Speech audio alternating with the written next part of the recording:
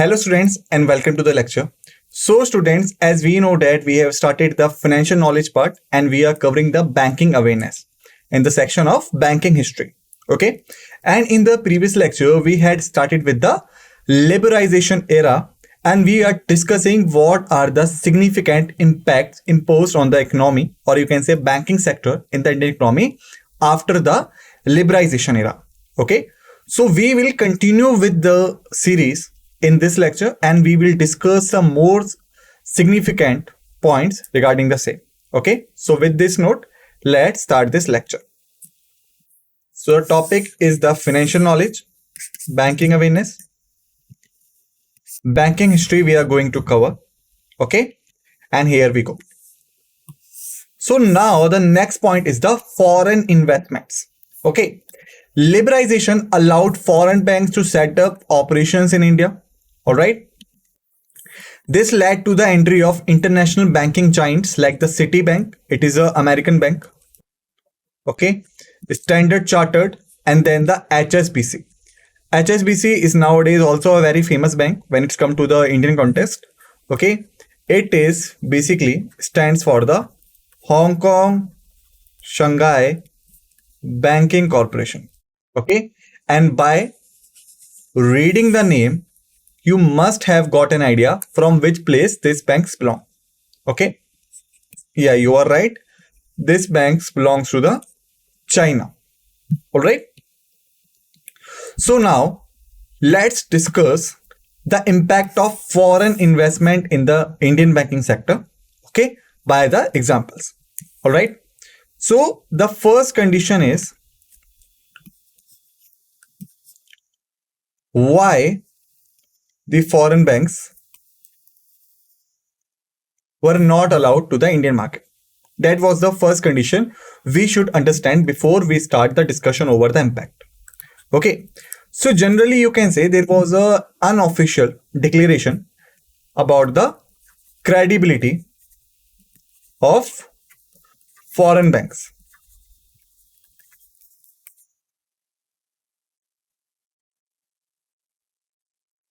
Is the foreign banks you can say secured for the Indian customers or not? That was a big question mark before the 1991. Okay, and this question mark is basically started, or you can say basically grown during the time period of 1939 to 1955. Why? This was the time period of World War II. Okay, during this time the World War II was happening. All right, and this was a time when major impact on economies were happening.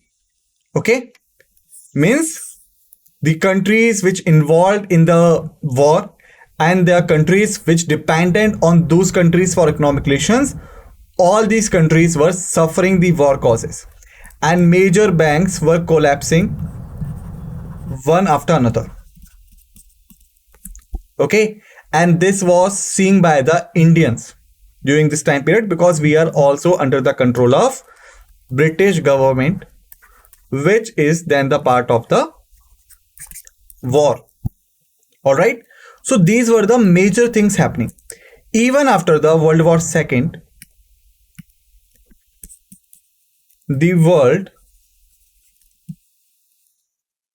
banking economy suffering to raise up again. Okay, after the war, when the war was opening, the banking economy of the world was growing, but not as they were expected, and they were suffering. And this thing leads to the Indian policymakers to put a check on foreign banks.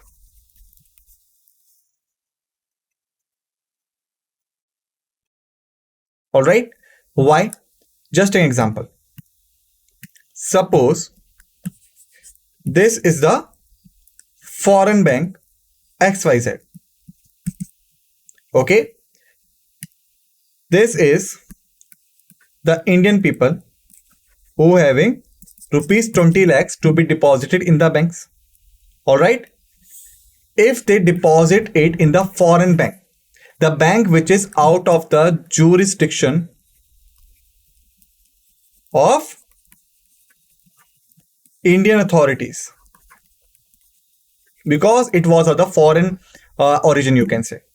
All right, and somewhat due to the conditions of the world economy, due to the internal conditions of the economy or the country from where the XYZ belongs, these banks collapsed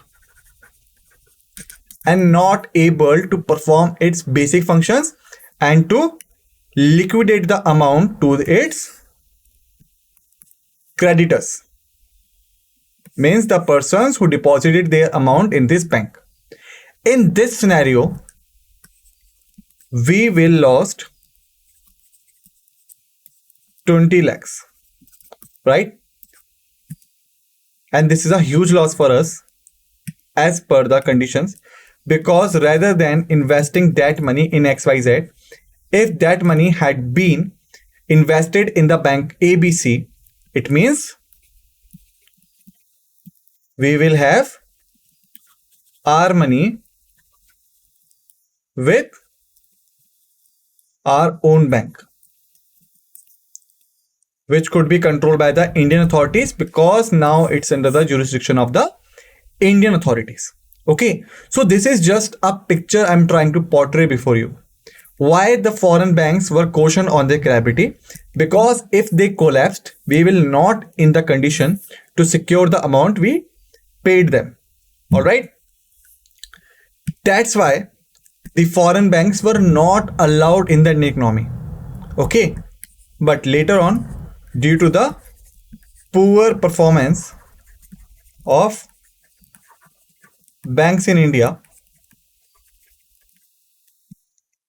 due to various reasons,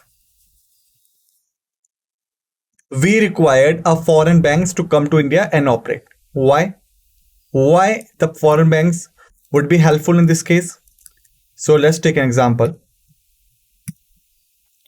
Suppose this is the Indian banks XYZ. 3 banks we have. Okay. These banks having the deposited rupees 10 lakh. Okay. And the Indian economy is in the demand of rupees 20 lakhs. Okay. Now here the demand is in excess, the supply is in deficit, which means the interest rate will be high. Okay, and this will lead to the discouragement of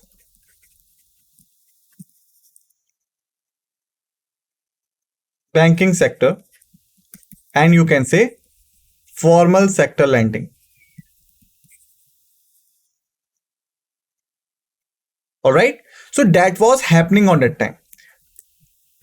To deal with this kind of situations, we only have 2 options: increase money supply, second, arrange required funds. These are the 2 options we have. First, if we go with the first option, which means the increased money supply, it means that 10 lakh we have, 10 lakh is of the deficit we required. So why not give these 10 lakh to the people through investment, through government expenditure, and whatever the ways government could adopt. Okay, and then the demand will be met. Okay, that is the first case we could apply. But if the money supply will increase, there will be a condition of inflation. Because whenever the money increases, the people's purchasing capacity increases. This leads to the demand of product increases, and automatically the price increases. And when the price increases, the inflation increases. Right? That's what we had discussed in the economics lecture. Okay. So already when the economy is suffering and if the inflation hits the market, so the people will require more and more finances or loans to fulfill their need.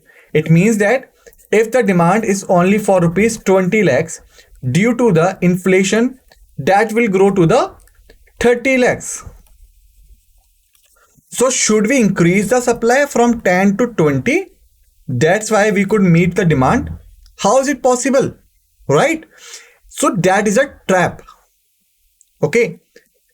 So now let's take a second example. Arrange the required funds. It means that instead of supplying the money to the market, why not to arrange the required funds or arrange the 10 lakh rupees? Okay.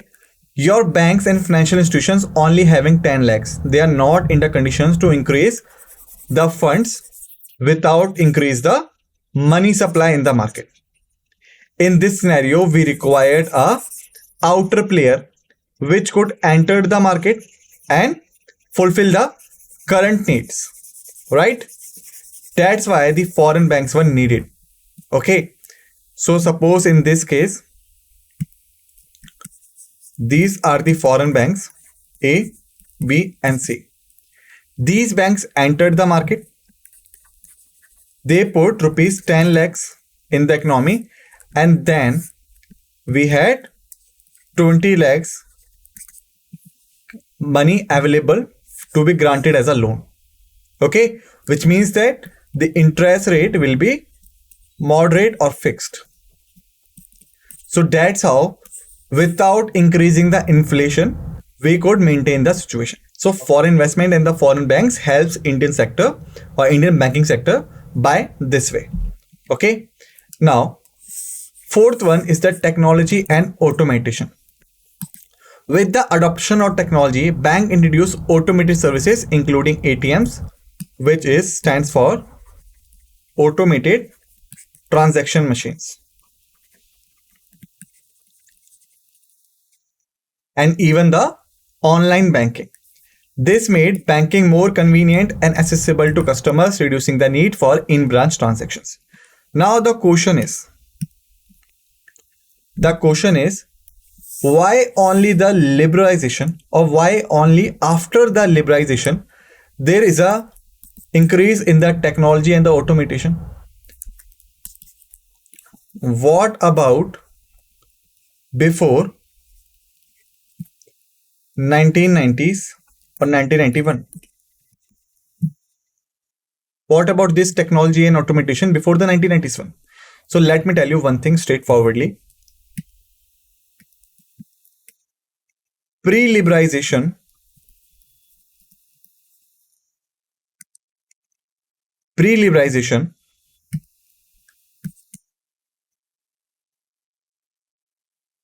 there was a check on technology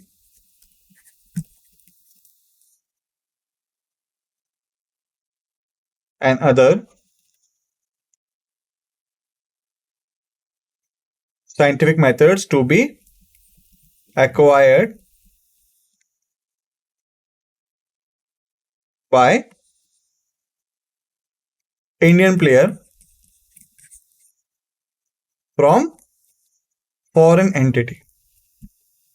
Okay, pre-liberalization, the government had a control over acquiring and operation of the technology and scientific methods by an Indian player from the foreign entity. Suppose it is Mr. X, he is an Indian. He wants a technology Y. Okay, and this technology stands with Z, which is a foreign entity. So Mr. X could not acquire the technology Y from Z easily because there are multiple checks and regulations applied by the Indian authorities during pre-liberalization era. Okay, but when the liberalization was introduced, then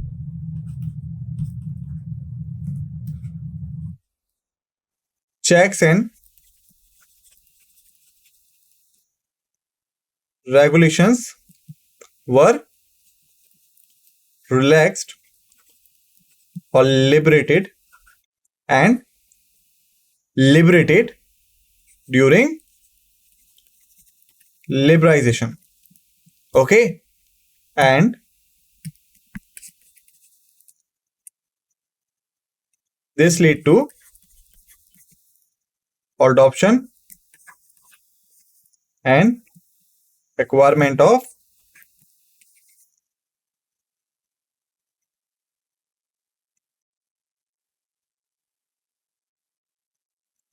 modern technology easy.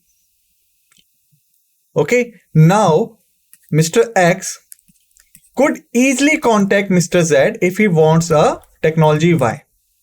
Okay, so that's why liberalization brought a revolution in terms of the technology adaptation and requirement, because now the private players and the government players are set free to acquire and adopt the technologies using by the foreign entities to enhance the efficiency of Indian banking sector. Okay, the biggest example is the ATMs. Prior to the ATMs, if this is you and you require to borrow rupees 100 from your bank account. Okay, so you have to visit the main branch or branches. Then you have to submit the demand draft, and then the process will take, and finally your money will be given to you. And after a long process, okay, that was not so convenient. But if we talk about today, when we have the ATMs, so if you are that person who wants to withdraw rupees 1000 from bank, then instead of visiting the branch, he could directly visit the ATM of any banks, and then he could withdraw rupees 100 from his account. There is no need to go to the branch and fill the demand draft and all the process. Okay, so that was the technology and automation. Thereafter, interest rate deregulation. Before liberalization, the Indian government controlled the interest rates.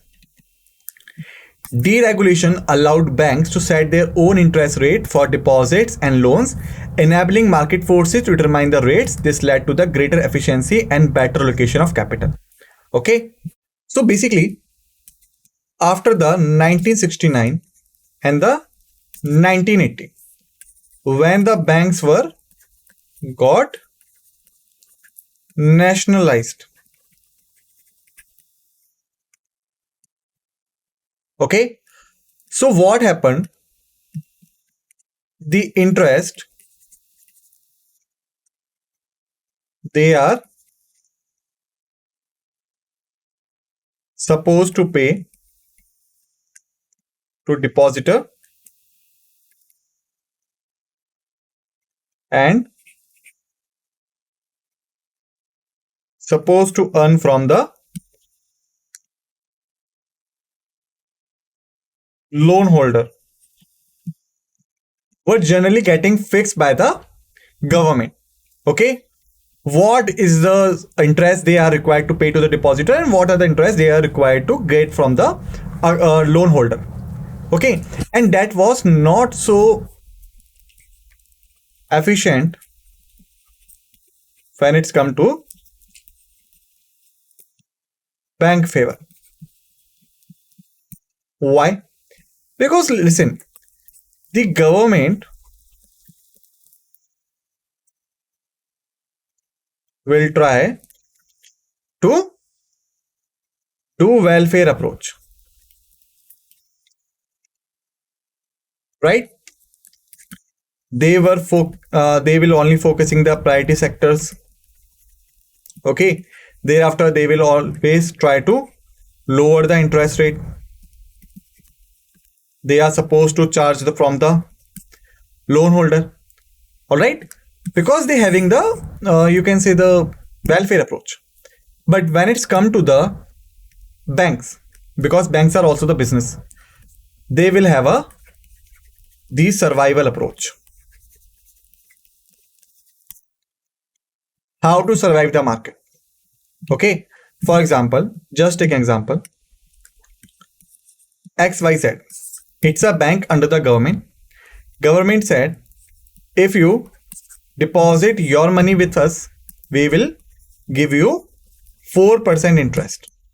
Okay, and then government announced, if you take a loan from us, we will get 5% interest from you. But if you are from the priority sector lending, we are giving you 3% interest rate.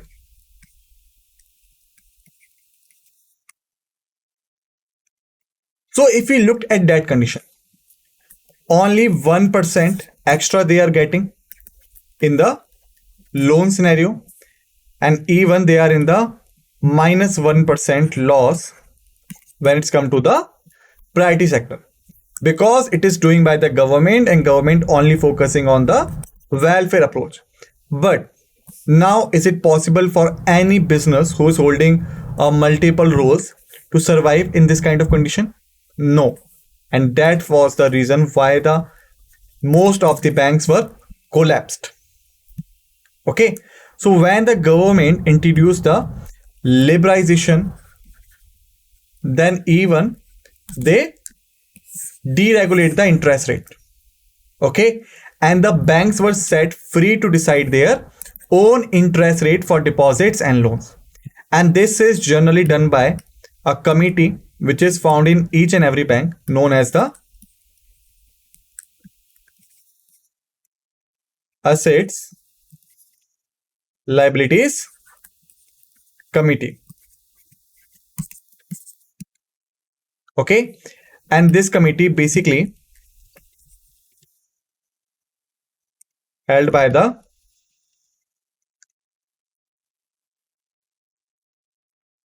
senior management of the bank to assess the liabilities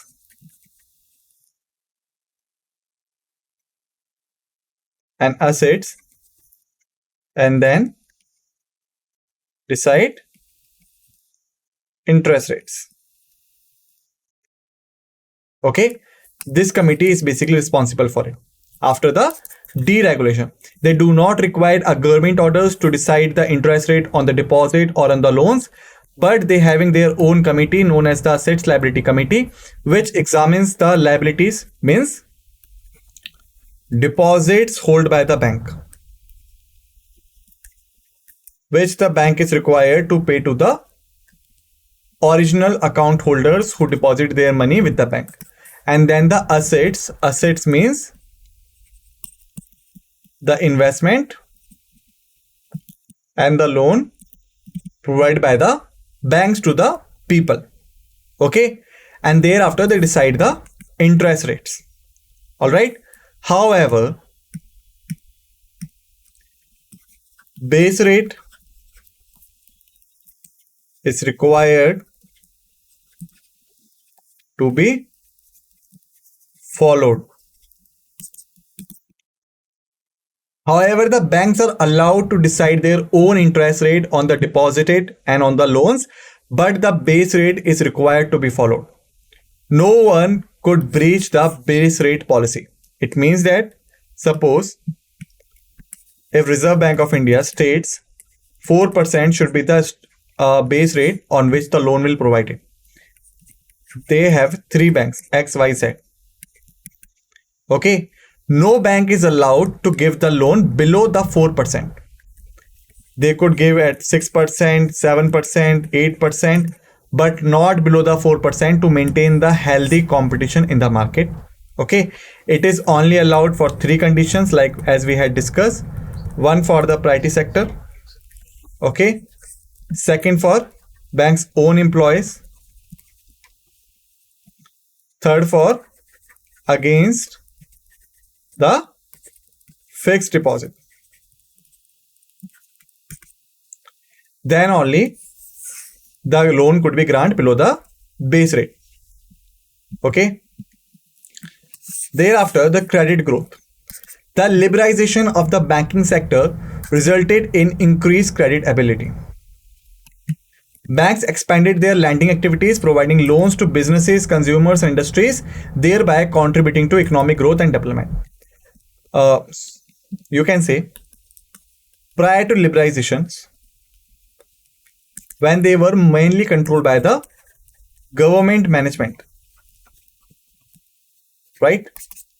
On that time, they were supposed to provide the loans first to the priority sector. Okay, and that's why they were not able to focus on the sectors from which they could earn the more return. Just take an example of it. Suppose this is a bank XYZ. After deducting the CRR, SLR, and maintain the net demand and deposits, they had 6 lakhs amount to be granted as a loan to the general public. Okay, but the government authority asked them to give 4 lakh loans to the priority sector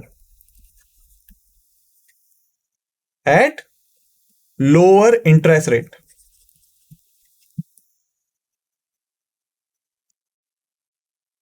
All right.